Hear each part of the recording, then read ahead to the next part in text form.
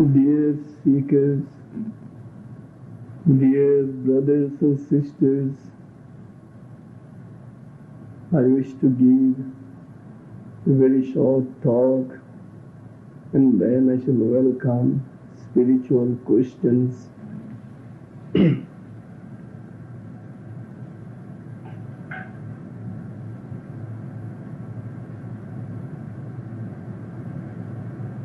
Here we are all seekers. Some of us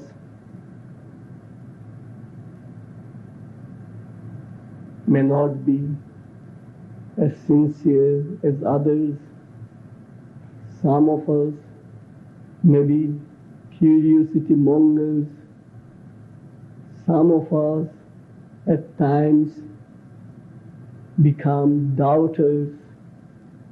Some of us at times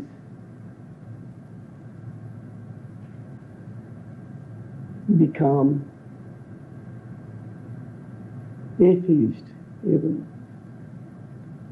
Yet we are all seekers. Just because we are seekers, at God's choice hour, one day we shall realize God, the motto of the state of Idaho, exists forever. Now we know that the body does not exist forever. It exists only for 60, 70 or 80 years. Then the body plays its role. The role of the body is over. Something in us, within us, exists forever, and that is the soul. Just because we are seekers, we do believe in the existence of the soul. Now, how is it the soul exists and not the body? The soul exists forever precisely because the soul is the direct representative of God on earth. The soul has, right from the beginning, the message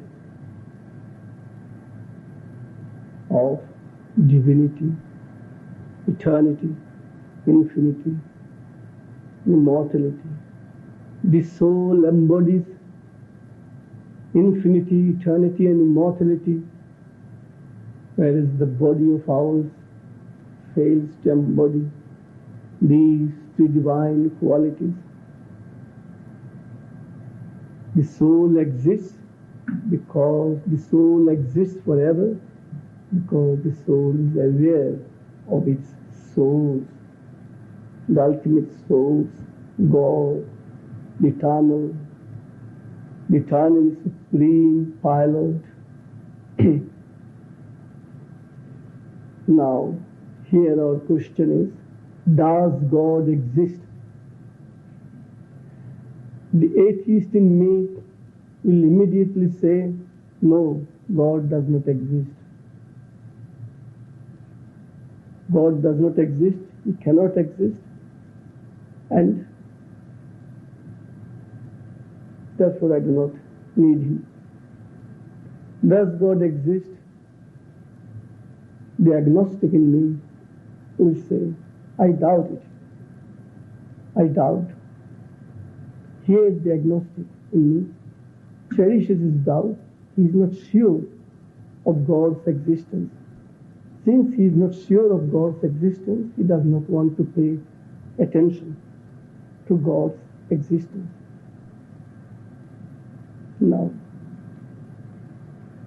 the desiring in man, in me, who wants to answer this question, does God exist? The desiring in man in me in no time says, yes, God exists.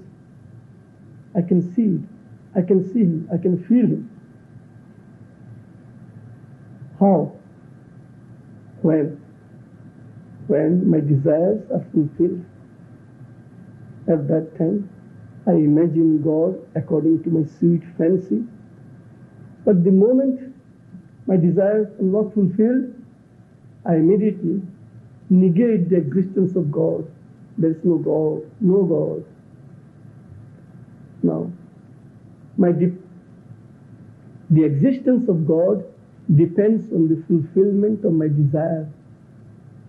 This is what the desiring man in me has taught me. If my desire is fulfilled, God exists. If my desire is not fulfilled, God does not exist at all. Or I say God may exist for others, not for me. If I see that others' desires are fulfilled, then God exists for them and not for me. Now, the aspiring man in me has something to say with regard to God's existence. The aspiring man says in me, God exists even though I cannot prove it to the world at large. But I see it. I feel His presence. A day will come when I will be able to bring Him to the fore and show Him to the world at large. God exists. Something within me tells me that God exists. When I become the aspiring man, something within me tells me God exists. And this aspiring man, he feels the existence of God when there is an inner urge in him. There is an inner cry in him. Now, as a human being, this moment I can be an atheist. Next moment I can be an agnostic. Again I can be a desiring man, an aspiring man. I can be again a dreamer. I can dream. I can dream all the time. Now, when I dream of God, I feel that God exists, but He's far, very, very far. I see a yawning gulf between my dreamboat and my reality show.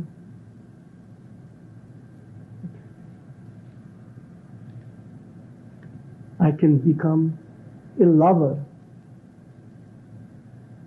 When I become a lover of God, I see God is nearer than my eyes and dearer than my heart. And I can become a server. Why do I have to become a server of God? Why do I have to serve God? I serve God because I feel that I get the utmost joy in serving God. There are many things I have done, many things I have said, many things I have offered, but nothing has given me immense joy. Only my service, God, has given me abundant joy. Therefore, the server in me feels that God's existence is for His happiness.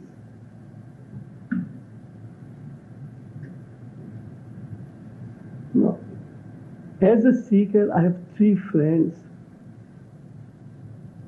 concentration, meditation, and contemplation. I ask my friends, have you seen God? They immediately say, yes, we have seen God. We have not only seen God, but we can make you see God. Then I ask them how. So my concentration friend, my meditation friend and contemplation friend tell me that they work together, also one after the other, in a successive manner, like stepping on 3 rungs of a ladder, first, second, third, or just to take 3 steps, 1, 2, 3. My concentration friend tells me, just take any object or subject and concentrate on it. Don't allow any thought to enter into your mind. No thought, good or bad, divine or undivine, don't allow. Make your mind absolutely thoughtless. No wave of thought must enter into the mind. And I listen to my concentration friend. I do. I abide by his dictates. Then my meditation friend offers me his advice. My meditation friend asked me to empty my heart. He says, your heart is full of fear, impurity, insecurity, and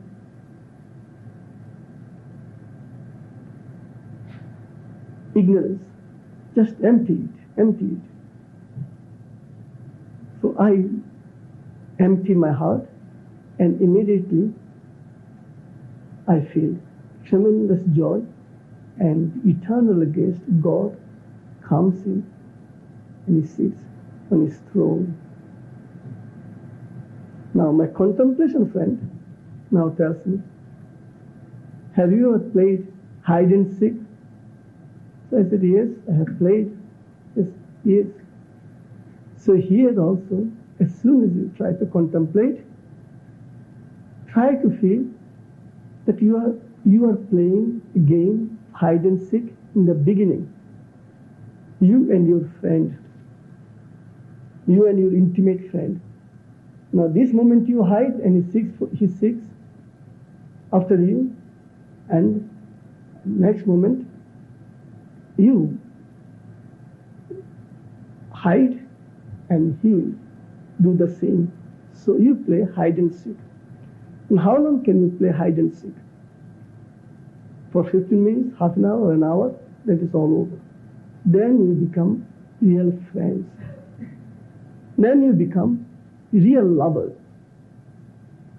Or for some time you become the lover and your friend becomes the beloved, and vice versa. Now when we contemplate, the seeker and God become lover and beloved, or two the supreme lovers or two supreme beloved. Now I ask my friends from whom they have learned, who taught them the existence of God, who showed them the existence of God. They tell me that their parents have shown them the face of God, the existence of God. Their parents have taught them all about God. I asked them who their parents are. I said, their parents are aspiration and willpower. Aspiration is the mother, willpower is the father. Now aspiration is our conscious oneness, identification and oneness with the ultimate reality. This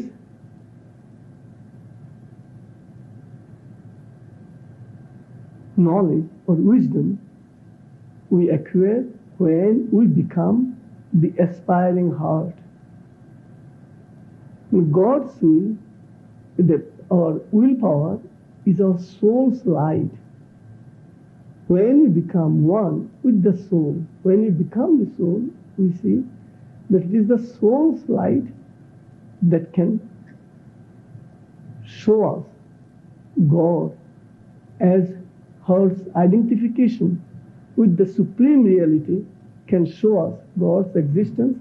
Even so, soul's light, which is our willpower, can show us God's existence on earth.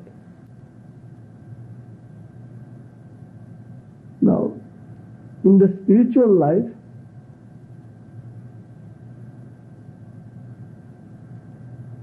aspiration and willpower go together. Like mother and father, we need both mother and father. Now, what is aspiration? What does aspiration do? Aspiration is our inner cry for the highest. And what does aspiration do? Aspiration helps us in minimizing and in diminishing our desires. Once our desires are diminished, we feel peace within and without. We feel joy, delight. We feel that our souls is delight, and we are in delight, and into delight we shall retire.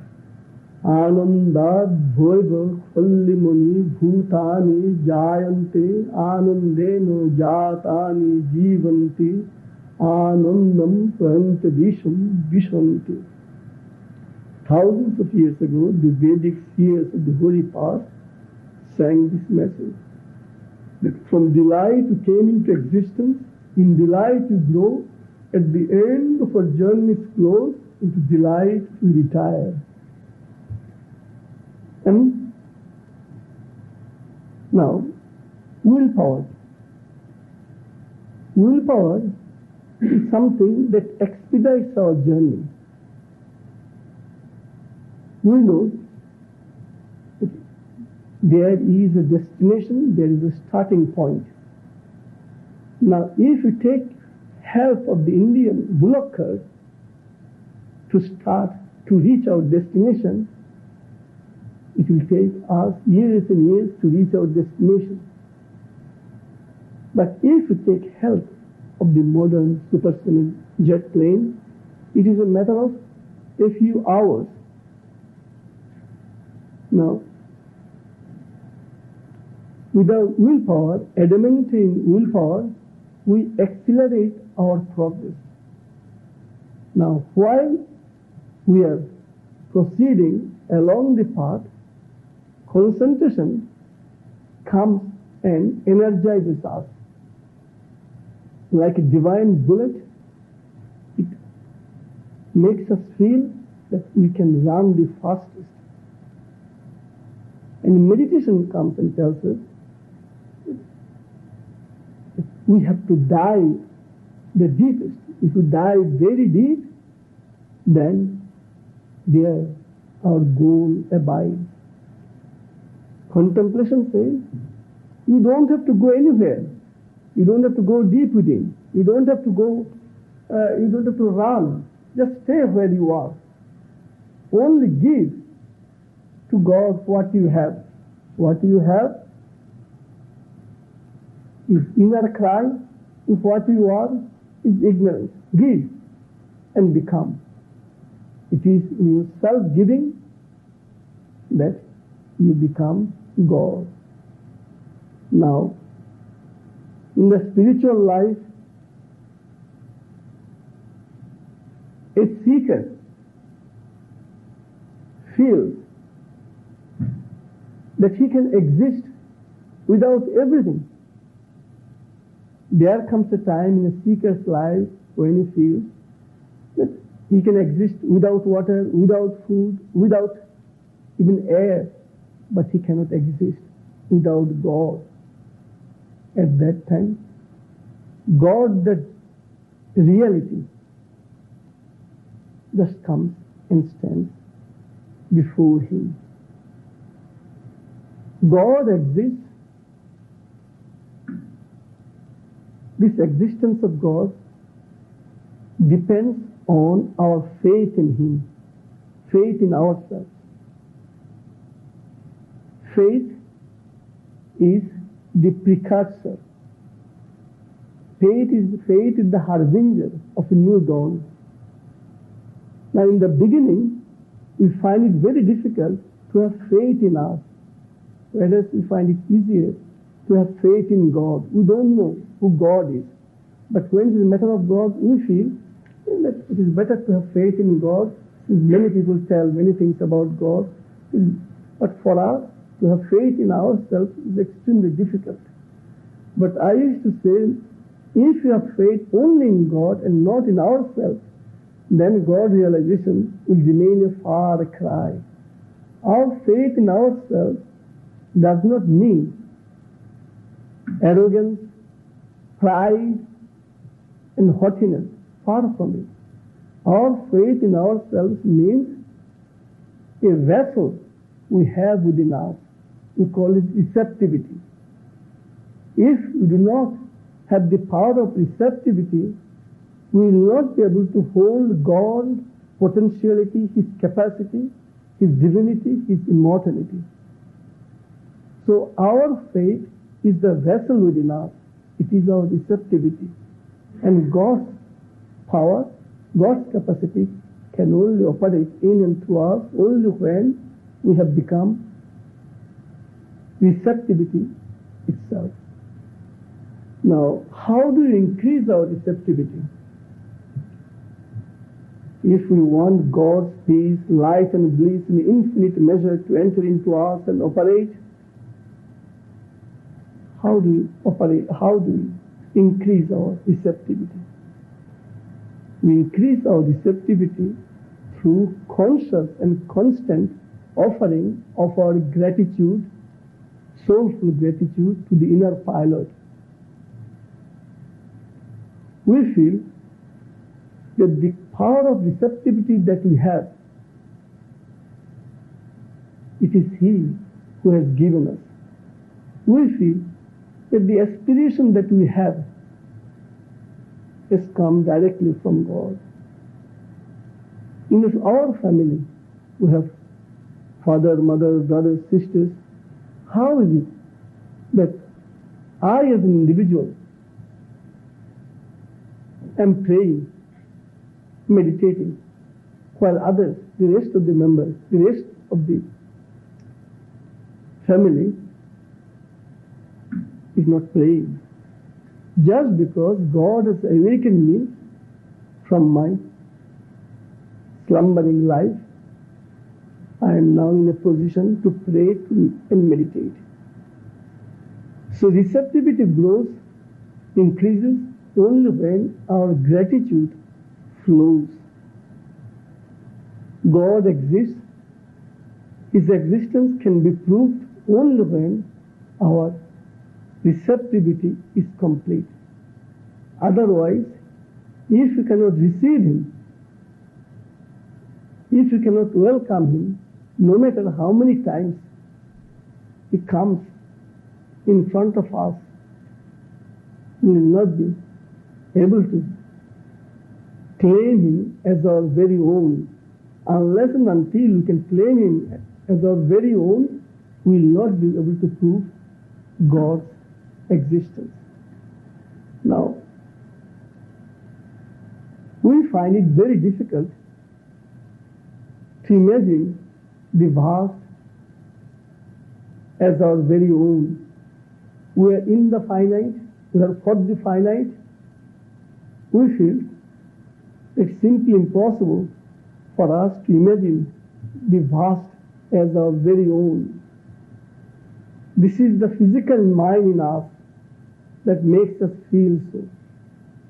The mind in us always wants to experiment a truth or achieve a truth by cutting the truth into pieces in infinitesimal measure. But the heart does not do that. The heart does not break the truth into pieces. The heart wants to see the truth in its entire totality, wants to feel the truth, possess the truth, claim the truth as its very own in its entirety. How does the heart do? Heart is very wise. Heart goes to its elder brother, the most illumined brother, the soul. Heart frequently enters into the room of the soul, and when it comes back to its own abode, it comes with boundless light. The heart, our heart, aspiring heart, is inundated with light, and in the light, when we accept someone, we accept him in his entire existence. For the mind to accept God or any reality in as a whole is impossible. The mind limits, the mind binds, the heart expands, the heart liberates. But this is the physical mind I am talking about. There is the illumined mind, there is intuitive mind. This mind right now is not in our possession. But when the physical in us, which is we call physical mind enters into the heart, and the heart takes the mind into the soul, the mind becomes liberated as the soul is liberated, as the heart is liberated from the light of the soul, as the soul is liberated from the consciousness light of the Supreme.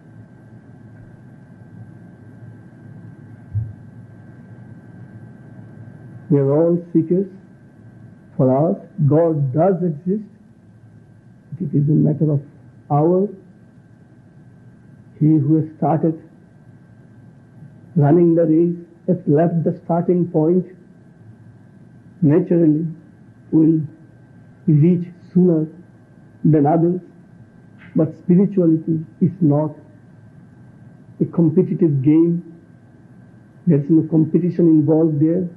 If at all we have to compete, then let us compete without fear, doubt, anxiety, worries, and other negative forces. Let us defeat them. That means let us transform them.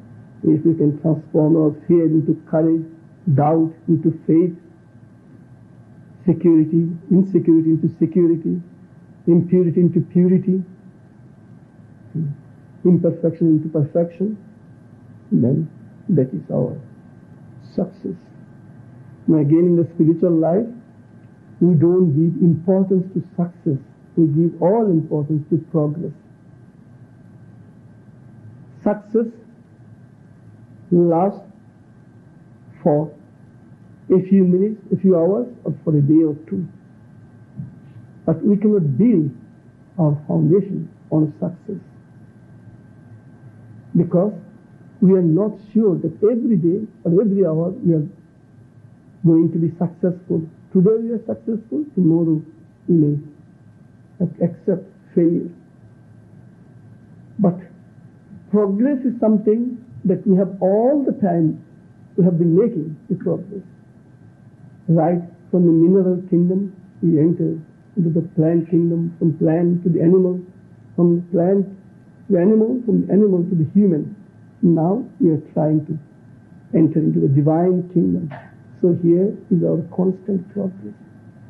So when we think of ourselves as a song of progress and not as a song of success, then we realize God. God's realization does not remain a far cry. Here we are seekers. If we aim constantly at our progress, what we were yesterday and what we are today, what we are going to be tomorrow. If this is our aim, if this is our goal, then God's existence, God's realization are within our easy reach.